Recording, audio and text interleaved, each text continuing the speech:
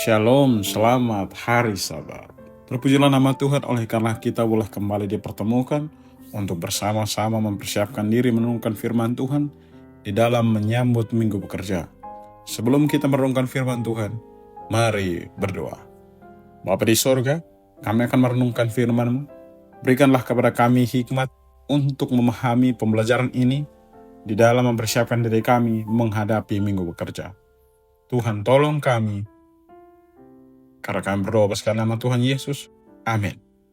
Firman Tuhan kita pada petang Sabat Tuhan yang suci ini terdapat dalam kitab Matius pasal 19 ayat yang ke-14. Firman Tuhan berkata, tetapi Yesus berkata, biarkanlah anak-anak itu, janganlah menghalangi mereka datang kepadaku, sebab orang-orang seperti itulah yang empunya kerajaan sorga. Kalau kita melihat di dalam penggunaan bahasa Ibrani, maka ada huruf mati yang kita dapati di sana. Maka untuk menciptakan suatu makna frasa, kita membutuhkan yang namanya vowel untuk mendapatkan makna arti kata dari masing-masing huruf. Nah, jika kalau penempatan vowel ini tidak dapat, maka ini akan menimbulkan arti yang berbeda.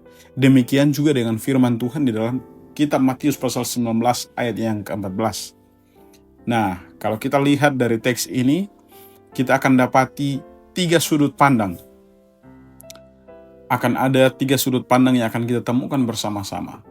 Jadi, biasanya orang-orang Yahudi selalu membawa anak mereka ketika ada dalam usia 1 tahun, dibawa ke imam ataupun rabi, dan mereka percaya ketika anak itu ditaruh tangan oleh rabi ataupun guru, mereka dapat memperoleh warisan iman, bahkan pemeliharaan kehidupan sejati sebagai anak-anak Tuhan yang luar biasa.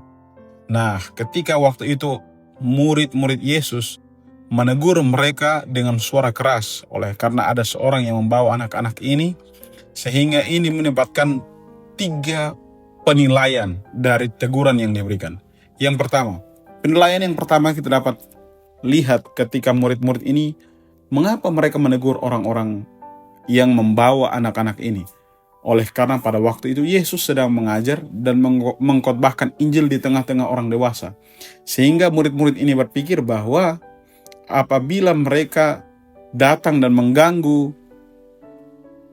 khotbah yang sedang Yesus sampaikan, maka Injil itu tidak dapat tersampaikan dengan baik. Yang kedua, penilaian yang kedua yang kita dapatkan adalah orang yang membawa anak-anak ini. Tentunya orang yang membawa anak-anak ini sangat merindukan bahwa anak-anak ini perlu diberkati oleh tangan Sang Juru Selamat. Sehingga ia berupaya semaksimal mungkin, walaupun sementara Yesus menyampaikan kabar itu, ia berusaha memaksakan diri untuk mengganggu sementara waktu, sehingga anak-anak ini boleh bertemu dengan Yesus dan mendapatkan pekabaran itu. Dan penilaian yang ketiga adalah dari Yesus sendiri. Yesus merasa bahwa murid-muridnya harus mendapatkan sesuatu yang berharga ketika mereka mencoba melarang anak-anak ini datang kepadanya. Ungkapan yang disampaikan Yesus kepada mereka dalam kitab Lukas pasal 18, bahwa barang siapa tidak akan menyambut kerajaan Allah jika mereka tidak sama seperti seorang anak kecil. Jadi, sindiran yang Yesus sampaikan kepada murid-muridnya tidak membawa atau menggunakan ungkapan untuk menjatuhkan murid-muridnya, bahkan orang yang membawa anak-anak ini. Melainkan Yesus kembali mengalihkan pembicaraan itu kembali kepada sorga, ataupun kembali kepada kehidupan keselamatan itu. Bagaimana dengan kita? Ketika kita melihat dari ketiga teks ini, apa yang kita dapatkan? Ketiga penilaian ini akan bermakna bagi kita di sepanjang perjalanan minggu bekerja. Kita tidak akan bisa memahami seseorang dengan benar kalau kita memandang mereka dengan cara pandangan yang negatif. Kalau kita memandang murid-murid ini secara negatif, maka kita akan mendapatkan nilai-nilai negatif. Kalau kita memandang orang yang membawa anak ini dengan cara negatif, maka kita akan mendapatkan penilaian negatif. Cara penilaian kita yang negatif menimbulkan hati kita menjadi negatif. Apa yang perlu kita lakukan sepanjang minggu bekerja ini?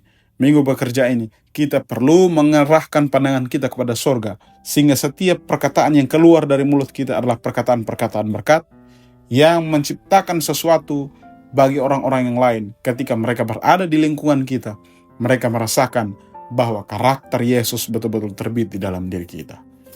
Mari kita berdoa.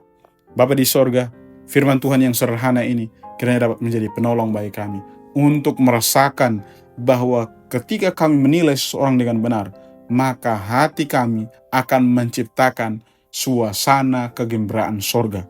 Dan hati kami terus betul menciptakan kesempatan untuk melihat betapa benarnya hati kami ketika terpaut erat dengan Kristus. Terima kasih untuk pembelajaran firman Tuhan sederhana ini. Berkati kami sepanjang minggu bekerja ini, karena kami berdoa bersama nama Tuhan Yesus. Amin. Terima kasih, Tuhan Yesus memberkati.